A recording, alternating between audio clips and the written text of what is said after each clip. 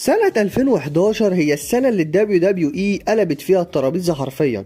السنة ديت شفنا فيها لحظات مش بس عظيمة، لا دي لحظات تاريخية بمعنى الكلمة. سنة اتولدت فيها اساطير واتغيرت فيها مسارات نجوم واتقدمت فيها ماتشات لحد النهاردة الناس لسه بتتكلم عنها، من حكاية جون سينا وسي ام بانك اللي هزت الشركة كلها لمواجهة راندي اورتن وكريستيان اللي قدموا واحدة من انظف عداوات العصر الحديث، لحد مباريات اسطورية وخطيرة ومجنونة في عروض زي TLC وإليمينيشن تشامبر واكستريم رولز. ففي 2011 الدبليو دبليو اي كانت عايشة قمة الإبداع، وده اللي هنشوفه النهاردة. في الفيديو ده هعمل لك رحلة هترجعك 14 سنة ورا، ونعدي على أقوى وأفضل 10 مباريات اتلعبت في الدبليو دبليو اي سنة 2011.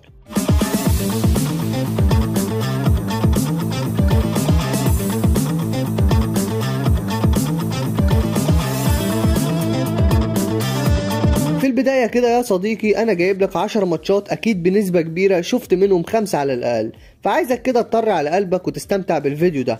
بس يا ريت تخلينا استمتع أنا كمان واعمل لايك للفيديو، ويلا بينا نروح للمركز العاشر. في المركز العاشر مباراة جون سينا وذا ميز وجون موريسون على لقب الدبليو دبليو اي داخل الستيل كيج في عرض اكستريم رولز. في بداية سنة 2011 كانت شغالة على نار بين جون سينا وذا ميز. ميز كان بطل الدبليو دبليو اي وقتها، وكان خارج من راسل مانيا 27 وهو البطل بعد ما فاز على جون سينا بمساعدة الروك. بعد راسل مانيا سينا كان عايز ياخد الريماتش الطبيعي، لكن هنا دخل جون موريسون في الصورة. موريسون كان شايف انه له حق في فرصة عالمية، خصوصا ان موريسون عارفه من ايام فريقهم المشهور ميز وموريسون، فكان شايف نفسه انه يكون هو اللي ياخد اللقب من ذا ميز. ولان الصراع كان مولع من كل الاتجاهات، سينا وميز بسبب العداوة القديمة من راسل مانيا، موريسون وميز بسبب تاريخهم، وموريسون وسينا بسبب ان كل واحد فيهم شايف نفسه رقم واحد ساعتها. فالإدارة قررت تعمل تريبل ثريت داخل الستيل كيج عشان مفيش هروب ومفيش تدخلات ومفيش اعذار. الماتش ده من اندر ريتد الماتشات في 2011. الناس في الوقت ده كانت مركزة مع ماتشات تانية كتير ابرزها ماتش تيكر واتش في المانيا، لكن ماتش القفص كان ممتع بشكل رهيب.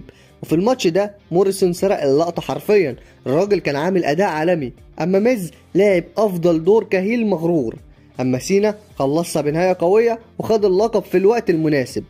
الماتش كان فيه سرعة ولحظات مجنونة وقصة واضحة ونهاية مرضية. من الآخر الماتش كان جودة عالية وأداء ممتاز وستوري تيلينج واضح ولحظات مجنونة من موريسون، ولو موريسون كان كسب كانت هتبقى لحظة أسطورية أعلى بكتير. وفي المركز التاسع مباراة الماني إن ذا بانك الخاصة بشنطة عرض سماك داون في عرض ماني إن ذا بانك، اللي كان مشارك فيها دانيال براين، كودي رودز، هيث سليتر، جاستن جابرييل، كين، شيماس، سينكارا وويد باريت. سنة 2011 كانت سنة غريبة ومليانة فرص، وفكرة الماني ان ذا بانك بقت هي أسرع طريق لأي مصارع إنه يوصل للحدث الرئيسي. ماتش سماك داون وقتها كان مليان ميكس رهيب من كل الأنواع، نجوم جاهزين للحدث الرئيسي زي كين وشيماس، شباب واعدين زي دانيال براين وكودي رودز وويد باريت وجابرييل وسليتر، وكان عندك نجم هاي فلاير مستبشرين في الخير زي سينكارا. المهم الماتش ما كانش فيه ستوري لاين محددة، بس كان فيه سيم واضح إن ديت فرصة العمر، واللي ياخد الشنطة ممكن يتحول لنجم كبير في ثانية. وفعلا اللي فاز اتحول لحاجة كبيرة أكبر بكتير من توقعات أي حد. وأبرز اللقطات اللي شفناها في الماتش ده هو إن سينكارا كان عامل أداء عالمي لحد ما جت اللحظة اللي ما تتنسيش أبدا، شيماس مسكه ورمان باور بوم على السلم، كسر بالسلم واتصاب وخرج من الماتش. وشفنا كمان في الماتش ده تحالف فريق ذا كور من جديد اللي هما ويد باريت وجاستن جابرييل وهيث سليتر، حاولوا يتعاونوا كفريق لمدة دقيقتين بس، وبعدين كل واحد قلب على التاني. اما مهم الكين في الماتش ده هو تنظيف الحلبة مش اكتر، اما شيماس لعب دور الباور هاوس، لقطات قوية جدا وكان قريب من الفوز كذا مرة لولا ان كودي وباريت كانوا بيقطعوا عليه. اما في اخر 3 دقايق الماتش قلب لهايلايت حقيقي لبراين. براين كان كل شوية يطلع السلم ويتزحلق ويتمنع ويتشد، بس كان مصمم ان هو اللي هيفوز بالمباراة ديت. وفي النهاية باريت وكودي كانوا بيتخانقوا فوق السلم، فبراين استغل اللحظة، طلع من الجنب ضرب الاتنين ووقعهم ومسك الشنطة وفاز في وسط ذهول من الجمهور، مش بس لانه كان اندر دوج، لكن لانه كان اخر واحد الناس تتوقع ان هو اللي يكسب، وبالمكسب ده بدأت اهم رحلة في مسيرته. فبصراحة ده واحد من افضل ماتشات الماني ان ذا بانك في التاريخ، مش بس في 2011. ليه؟ لان كل مصارع كان له لحظته. الماتش كان متنوع، قوة، طيران، تشويق، والنهاية كانت بيرفكت لان دانيال براين هو قلب الجماهير وقتها. الماتش ده كان لحظة ميلاد نجم كبير، وكان بداية الطريق اللي هيوصلنا في الاخر ليس موفمنت. فمن الاخر الماتش كان سريع وممتع ومليان لحظات خطيرة وفايز تاريخي. وبس كده هنروح للمركز الثامن، مباراة اورتن وكريستيان في سمر سلام. عداوة اورتن وكريستيان في 2011 كانت واحدة من اكتر العداوات اللي WWE نفذتها صح، لانها جمعت ما بين قصة قوية واداء عظيم وتطور طبيعي للاحداث وشخصيتين فاهمين هما بيعملوا ايه بالظبط. القصة بدأت لما كريستيان اخيرا مسك لقب الورلد هيفي ويت اول مرة في حياته في اكستريم رولز، وكانت لحظة عظيمة جدا للجماهير. لكن بعدها بايام قليلة بتيجي الصدمة، راندي اورتن بيدخل ياخد فرصة ويكسب كريستيان وياخد منه اللقب بسرعة. كريستيان اتجنن، حس انه اتظلم، اتسرق حلمه بعد 5 ايام بس، ومن هنا اتقلب هيل وحول العداوة لحرب شخصية. كل ماتش بينهم كان فيه جدل، كريستيان يفوز بالغش، اورتن يفوز بعد غلطات للحكام، تدخلات، قوانين غريبة، وكان عندك رد فعل اورتن العنيف لما كريستيان تف في وشه في ماني ان ذا بانك. كل ده ودانا للماتش النهائي بينهم في سمر سلام، ماتش ما فيهوش قوانين، مفيش اعذار لاي واحد منهم هما الاتنين، والاتنين جاهزين يقفلوا القصة. الماتش من اللحظة الأولى كان واضح إن هو تقفيل حساب من الآخر، أورتن داخل متعصب وكريستيان داخل بيفكر إزاي يستغل أي ثغرة من أورتن، ولكن في النهاية بعد الملحمة اللي حصلت بينهم أورتن بيخلصها وبيفوز واستعيد لقب الورلد هيفي ويت اللي اتاخد منه في مان ان ذا بانك، والجمهور واقف بيسقف على واحد من أفضل ماتشات السنة بلا منازع. فده بصراحة من أحسن ماتشات راندي أورتن في حياته، ولكن أكيد مش الأحسن، ومن احسن ماتشات كريستيان على الاطلاق.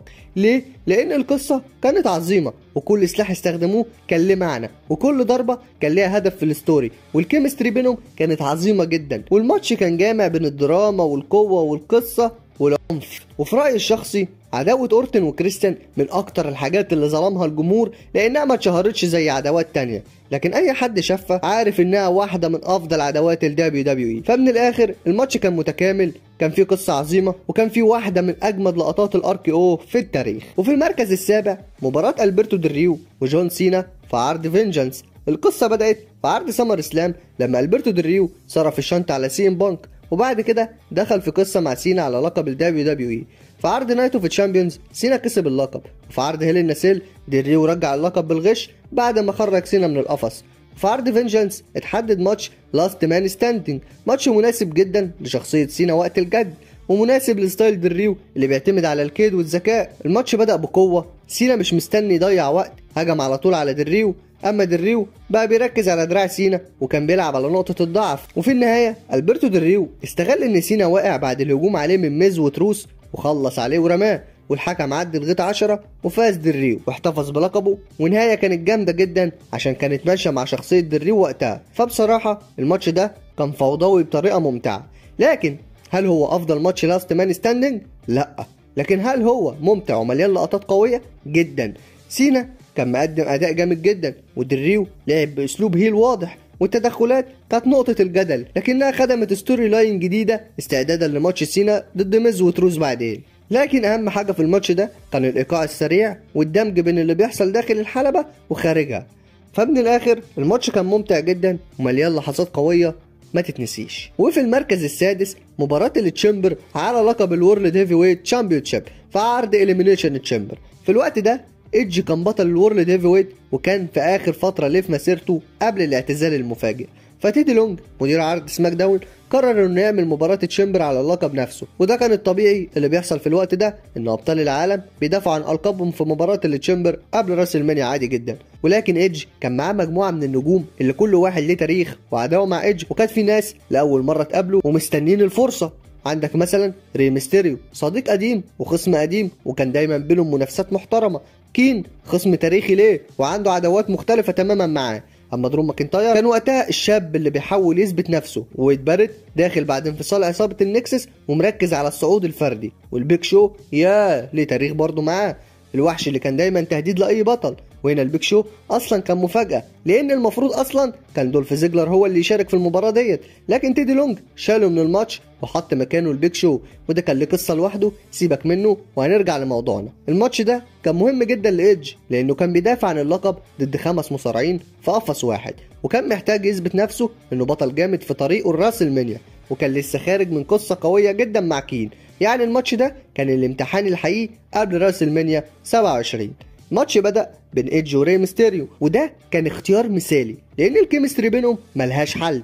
الاتنين قدموا بداية سريعة جدا وحركات سريعة عملت جو للماتش من بدري، وكان آخر دخول في الماتش هو البيج شو، وبعدها شفنا جمدان حرفيا في الماتش. أول حاجة بسم الله الرحمن الرحيم كده بيج شو بيقصي ويد بارت من الماتش، بعدها ري ميستيريو بيعمل 619 على كين، وإيدج بيعمل عليه سبير ويقصوه من الماتش، وكده مع السلامة يا كين. لكن كين قبل ما يخرج بيضرب إيدج وري ميستيريو وبيج شو وعمل فوضى قبل خروجه، لكن بعدها إيدج بيطلع بيج شو بعد سبير قوي جدا، وبعدها ميستيريو بيخرج درو ماكنتاير، وبكده بيتبقى معانا الاتنين اللي بدأوا الماتش إيدج وري ميستيريو، وده الجزء اللي رفع مستوى الماتش كله. الاتنين بدأوا يلعبوا ماتش تاني جوه التشامبر، حرفيا شفنا سرعة وجمدان للصبح، 619 سبير رول ابس تحولات مجنونة، والجمهور كان واقف متكيف على الآخر بصراحة. وحقيقي اللحظات دي كانت من أجمد ما قدمته ل WWE في سنة 2011. وفي النهاية إيدج بيخطف سبير على ري ميستيريو ويحتفظ باللقب،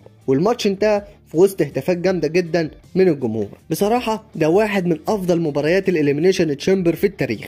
ليه؟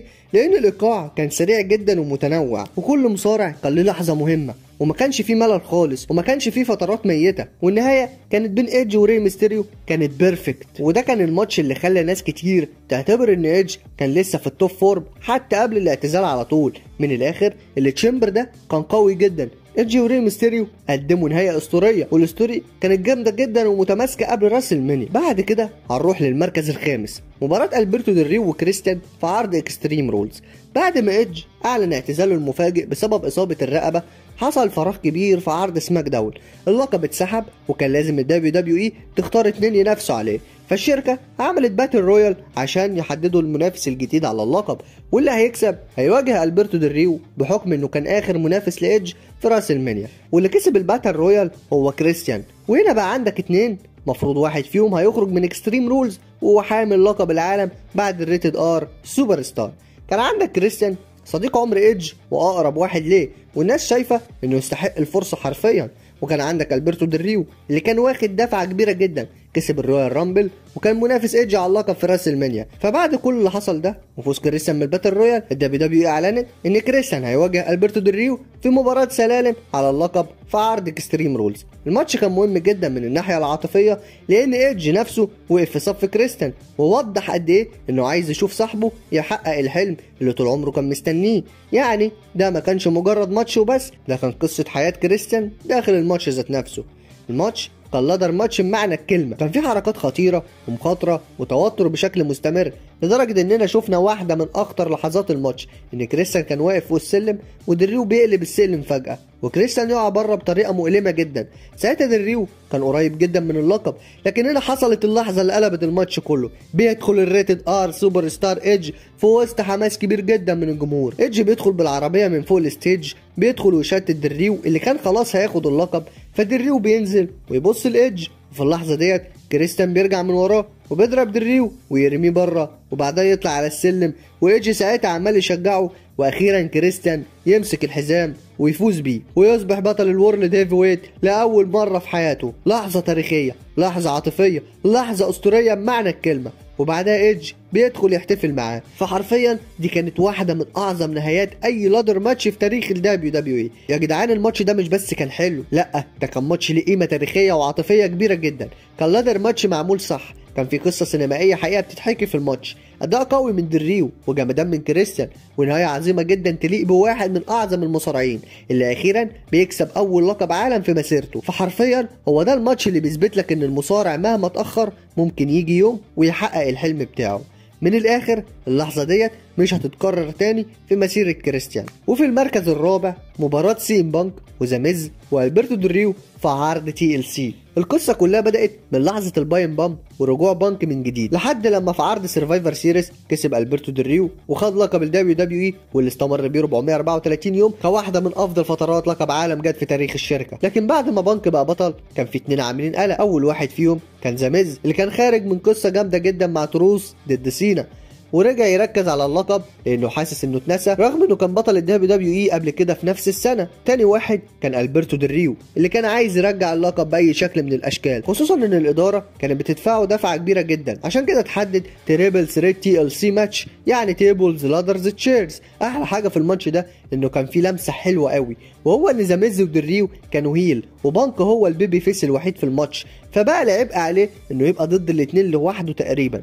الماتش ده كان بدايته بدايه قويه جدا، بانك كان داخل متحمس، اما ميز ودريو اتحدوا عليه في الاول كتحالف مؤقت عشان يبعدوا بانك عن اللقب. والحاجه الجامده في الماتش ده انه من اكتر ماتشات التي ال سي اللي فيها سبوتات كتير، زي مثلا اللي بانك عمل دايفنج البو دروب على ميز وهو واقع على الترابيزه، وعندك ذا ميز وقع بانك من فوق السلم، ودريو استخدم الكراسي بشكل مؤلم جدا خصوصا على رجل بانك. وشفنا كمان تدخل ريكاردو رودريجيز المجنون، ودي اللحظه اللي الناس لحد النهارده فاكرينها، وهي ان ريكاردو طلع فوق السلم بسرعه عشان يحاول ياخد الحزام لدريو، لكن بانك وقفه وميز وقع السلم بيه، والمعلم يقع من فوق السلم على الترابيزه اللي انكسرت بيه. حرفيا دي كانت لقطه كوميديه وسبوت خطير في نفس الوقت على واحد زي ريكاردو. لكن بعد كده البرتو دريو بيعمل كروس ارم بريكر على بانك، وبعدها دريو بيرميه بره الحلبه ويلاقي نفسه على السلم لوحده، لكن بانك بيرجع في اخر لحظه ويمنعه. عشان نروح لاخر دقيقه من اجمل نهايات التي ال سي، بانك بيوقع دريو بره يطلع على السلم، لكن ذا ميز بيلحقه، الاتنين يضربوا بعض فوق السلم، لكن بانك بيخبط ذا ميز في راسه، واخيرا ذا ميز بيقع وبانك ياخد اللقب ويحتفظ بيه، والعداد لسه هيكمل. حرفيا في اللحظه ديت بانك خد هايب مش طبيعي من الجماهير، وبانك كان واقف فوق السلم باللقب في مشهد جامد جدا للبيست ان ذا وورلد سي ام بانك. حرفيا ده واحد من افضل مباريات التي ال سي في عصر البي جي. ليه؟ لان بانك كان في فورمه جامده جدا، وذا ميز قدم اداء جامد جدا كهيل، ودريو كان خبيث كعادته يعني، والسبوتات كلها كانت منظمه واتنفذت صح، والايقاع كان سريع ومفيش لحظه هدوء حرفيا في الماتش ده. حرفيا الماتش ده خدم شخصية بانك جدا وخلى لقبه يستمر بشكل مستحق. من الاخر الماتش ده كان ممتع وسريع وفيه لقطات جامدة جدا، والنهاية كانت ممتازة. بعد كده هندخل على التوب 3. في المركز الثالث مباراة اورتن وكريستيان في عرض اوفر ذا ليميت. طبعا عرفنا في وقت سابق من الفيديو ده ان ايدج اعتزل، واللي خد اللقب بعد كده هو كريستيان في عرض اكستريم رولز، ولكن بعدها ب5 ايام فجأة بيخرج لنا راندي اورتن وياخد اللقب من اول محاولة من كريستيان، وده خلق حالة غضب جدا من الجمهور، لان كل الناس كانت حاسة ان كريستيان اتظلم، وحرفيا انا كنت واحد منهم. ومن هنا بدأت شخصية كريستيان ذا اندر دوج اللي بيحارب على حقه. اورتن بقى بيحاول يثبت انه ما خدش حاجه مش من حقه، وكريستيان بيحاول يثبت انه كان يستحق يستمر بطل. فكان عندنا عداوه مثاليه بتطبخ، البطل الجديد اللي عايز يحافظ على صورته ضد الصاحب القديم لايدج اللي بيدور على اعتراف العالم بيه. العداوه سخنت جامد جدا، ولما وصلنا لاوفر ذا ليميت الاثنين كانوا جاهزين يقدموا لنا ماتش كلاسيكي. في الماتش ده الاثنين اشتغلوا وطلعوا لنا ماتش تكنيكال نضيف جدا، وكان كل واحد حافظ اسلوب التاني، وفي الاخر كريستيان حاول يقفلها بالكيل سويتش، لكن اورتن قلب عليه كل ده في ثانيه واحده، وفجاه بينزل بيه اركي او من العدم ويثبته 1 2 3 ويفوز الفايبر راندي اورتن ويحتفظ بلقب الورد هيفي ويت. حرفيا الماتش ده كان مثال حي على ان السايكولوجي اهم من الخطوره. مفيش هارد كور في الماتش والكلام ده كله، لكن كان عندك احترام متبادل، قصه قويه، تنفيذ عالي، جمهور عاش اجواء حقيقيه، وكان عندك اهم حاجه منطق داخل الحلبه. كل ده خلانا نقول ان كريستيان في 2011 كان في افضل نسخه ممكنه منه، وراندي اورتن كان في مرحله هدوء وثقه مرعبه، والاتنين مع بعض كانوا بيعملوا عظمه حرفيا. فحرفيا الماتش ده كان احسن ماتش في سلسله الماتشات اللي حصلت بينهم بالنسبه لي، لانه ببساطه كان واحد من انظف ماتشات السنه، ومن اهم اسباب ان عداوه اورتن وكريستيان نفضل فاكرينها لحد دلوقتي. وبس كده هنروح للمركز الثاني، مباراه تريبل اتش والاندرتيكر في عرض راس المنيا 27. العداوه بين الاندرتيكر وتريبل اتش كانت واحده من اطول واشهر العداوات في تاريخ الدبليو دبليو اي. العداوه اللي بدات من التنافس على بطولات العالم والهيمنه على الشركه، ومع الوقت اتحولت لعلاقه شخصيه فيها تريبل اتش حاول يثبت نفسه ككينج اوف كينجز، وفي كل مره الاندرتيكر كان بيرد دايما باسلوبه البطيء والتقيل، لكنه كان شرس جدا لما الامر بيتعلق بالسيطره على العالم. ولكن في 2011 الدبليو دبليو اي خلاص طقت في دماغهم انهم يستخدموا العداوه ديت في راس المنيا 27. ومش عايز اقول لكم ان الماتش ده هو اللي نقذ راس المنيا دي حرفيا، لانها كانت واحده من اسوأ نسخ راس المنيا في التاريخ، كانت في الضياع حرفيا. المهم الماتش ده اتحدد انه هيكون نو هولز بورد، يعني كل حاجه ممكنه، مفيش قوانين، كل واحد يقدر يهاجم التاني باي شكل. والهدف من كل ده انهم كانوا ينهوا فصل كبير من قصه طويله بين الاتنين، وانهم يقدموا لنا مواجهه كلاسيكيه بحت. الماتش بدأ ببطء مشوق زي عادة الأندرتيكر، وتريبل اتش حاول يسيطر بالضربات السريعة والقوة، لكن الأندرتيكر دخل في أجواء مرعبة، مسك تريبل اتش وعمل له شوك سلام بدري جدا. وبعد عذاب كبير جدا من تريبل اتش للأندرتيكر، حرفيا في الماتش ده تريبل اتش دمر تيكر بكل شكل وخلاه مش قادر يصلب طوله حرفيا. لكن في الآخر تريبل اتش حاول يضربه بالهامر عشان ينهي الماتش، لكن تيكر قلبها عليه وهو اللي بيفوز بالمباراة. يا على النهاية الغريبة جدا ديت لأي واحد شاف الماتش ده.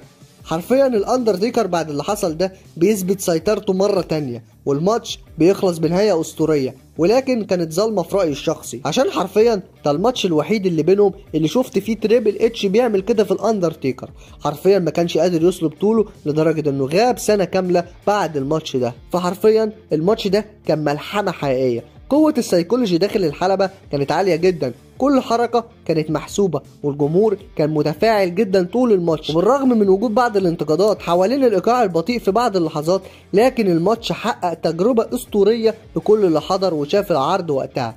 فمن الآخر الماتش كان كلاسيكي ومؤثر جدا وأساسي لأي لستة لأفضل ماتشات في 2011. وبعد كده هنروح للمركز الأول، الماتش الأفضل في سنة 2011 بلا منازع، مباراة سي ام بانك وجون سينا في عرض الماني ان ذا بانك. القصة كانت نار. سي ام بانك كان في أوج البيست ان ذا وورلد بعد البايم بامب التاريخي، وجون سينا كان هو سوبر هيرو الشركة والفيس اللي الجماهير كلها بتحبه. ساعتها بانك أعلن إنه هيخلي مستقبله يتغير لو كسب اللقب وخرج من الدبليو دبليو اي بعد انتهاء عقده. ساعتها هيبقى حر ويقدر يلعب في اي مكان هو عايزه. وساعتها الماتش كان على لقب الدبليو دبليو اي في شيكاغو مسقط راس سي ام بانك. يعني حرفيا الجمهور كله كان معاه ضد سينا. حرفيا دي كانت قصه ملحميه، وانا هنا عامل قصه للحوار ده كله في فيديو البايم بامب بتاع سي ام بانك، تقدر تتفرج عليه، هتلاقيني سايبهولك في وصف الفيديو. المهم نرجع للماتش اللي كان ملحمه حرفيا. الماتش كان مليان لحظات مذهله للصبح. في بداية الماتش سينا حاول يسيطر، ولكن الجماهير كانت مع بانك بشكل كبير. بانك وسينا قدموا لنا تحفة فنية ما تتنسيش حرفيا، وانتهت في الآخر بنجاح بانك إنه يبقى نيو دبليو دبليو اي شامبيون. حرفيا النهاية ديت هزت عالم المصارعة الحرة كله، وودتنا لبداية واحدة من أعظم القصص في 2011 و12 و13 كمان. فحرفيا ده مش بس كان ماتش، ده كان تحفة فنية، قصة داخل الحلبة وخارج الحلبة برضه، سيكولوجي عالي جدا، الجماهير متفاعلة بكل ثانية. بانك قدم أفضل نسخة من شخصيته، وسينا كان متوازن تماما، البيسنج كان رهيب ولا لحظة مملة في الماتش كله. والنهاية التاريخية خلت الناس تتكلم عن 2011 كلها، وده بالفعل ماتش غير التاريخ. فمن الاخر ده كان افضل ماتش في السنه كلها في عالم المصارعه الحره، مش بس داخل الدبليو دبليو اي، وكان من افضل الماتشات في التاريخ كمان. وبكده يا جماعه نكون وصلنا لنهايه رحلتنا في سنه 2011، السنه اللي الدبليو دبليو اي قدمت لنا فيها لحظات عمرنا ما هننساها، وماتشات لحد النهارده لسه بتتقارن باعظم ماتشات في تاريخ الشركه كلها.